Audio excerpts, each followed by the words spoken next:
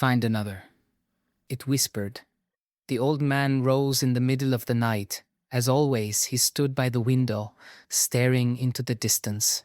He hoped that watching the life on the streets below would drown out the voice. It never did. He endured it, day after day, year after year, his eyes lost in a cold, vacant haze. Find another. The voice whispered again. He knew he had to do something about the quiet voice, once and for all, if he was ever to find peace. Today is a new day. I grabbed my phone from the bedside table to check if my cooking videos were getting more likes. As usual, nothing. A few likes scattered here and there, but nothing impressive. Scrolling desperately, I hoped one video might be picking up popularity. Nothing. My heart sank. Time to start the grind, as usual. I got on my bike and headed to work. The restaurant I worked for never saw my hidden potential. I always followed the chef's orders. He always played by the rules. But in the culinary world, there shouldn't be rules. It's an art. You shouldn't cage it.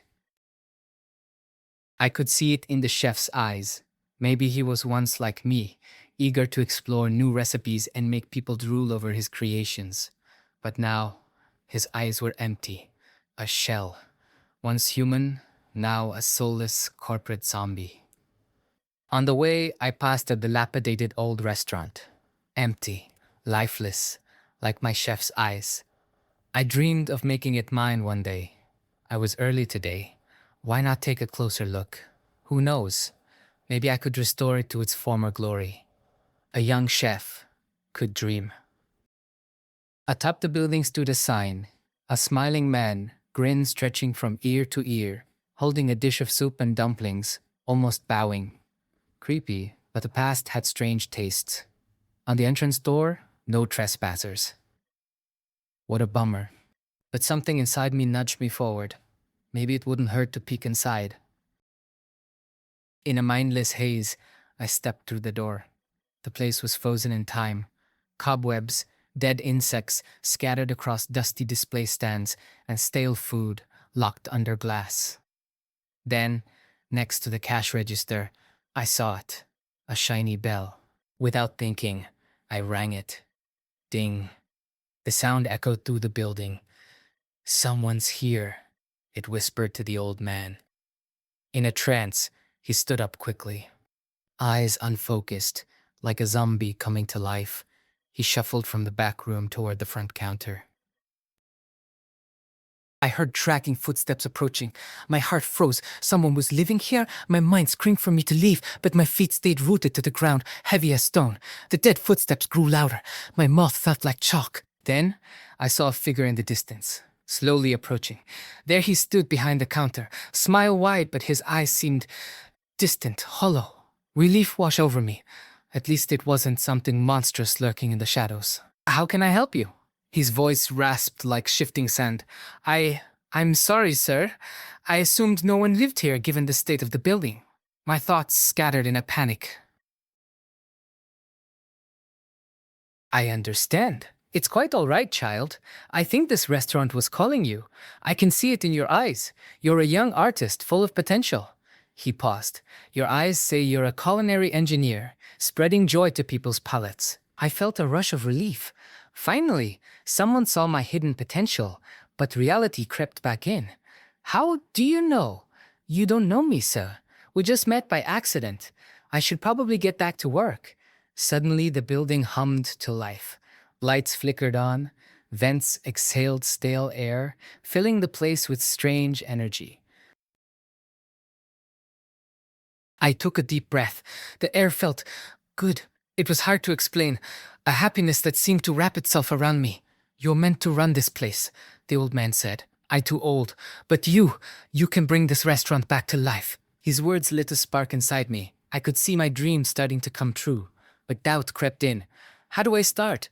As if reading my thoughts, the man beckoned me to follow him to the kitchen. Like a sheep following a wolf in disguise, I obeyed. Inside, my eyes widened. Gleaming stainless steel appliances, knives, utensils, everything a chef could want. I picked up a shiny pot, admiring it. But when I looked at the bottom, no reflection. The fridge and freezer were fully stocked. I could open the restaurant today if I wanted. But then, the man faltered. His body trembled and collapsed. I caught him just before he hit the ground. I stared into his milky white eyes. Take care of this restaurant. It's like a child to me. I failed it, but you can bring it back to life. His voice weakened. Lu, hu, la, but the words never left his lips. His body went still. Though I barely knew him, it felt like losing an old friend. I gently closed his lifeless eyes. In a daze, I carried his corpse into the walk-in freezer, laying him in the corner. The cold bit through me, but something colder lingered there, something unseen. As I turned to leave, I thought I heard smacking sounds, like something feasting. I shook it off as imagination, closing the freezer door behind me. A new day. Sunlight painted my bedroom walls. Hope bloomed again. My phone showed dozens of missed calls and one voicemail. I recognized the number instantly. My boss. With trembling hands, I listened. Don't bother coming back, you lazy piece of trash. A sharp pain in my chest. But then, an idea sparked. I don't need him. I have my own restaurant now. Soon, he'll be begging me for a job. I biked back to the old building. Crossing the threshold, I flipped a switch. The restaurant hummed to life. Above, the statue tilted its head back and forth like a pendulum. Its eyes felt piercing. I forced my gaze away. Focus. I prepped tirelessly, chopping vegetables, seasoning meats, arranging plates. I felt alive, floating on a cloud of creativity. Finally, it was time. I flipped the sign from closed to open. People on the street turned their heads, drawn by the smell drifting from the kitchen. One by one, they poured in, like moths to flame. My first customer, a man in his late 40s, pointed at the display. I'll take whatever's in front of me. A slice of strawberry cheesecake, coming right up. He smiled, fumbling for his wallet. Behind him, the crowd gathered, eyes hungry, mouths watering. Strangely, I wasn't tired, even after hours of prepping and serving. Instead, energy coursed through me.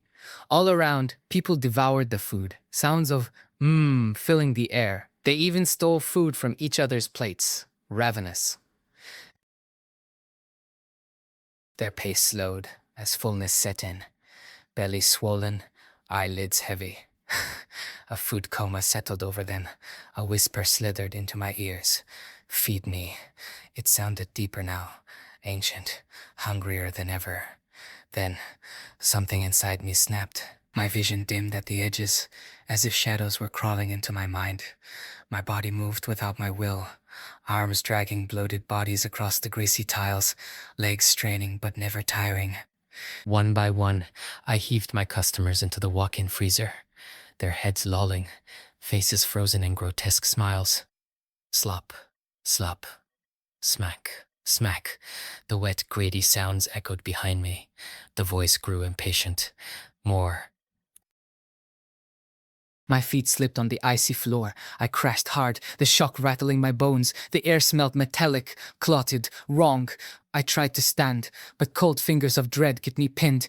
Then, from the far corner of the freezer, it stirred. A mass of sweating, quivering flesh, limbs stubby and fat as rotting sausages. Its eyes were fused shut under folds of rancid skin.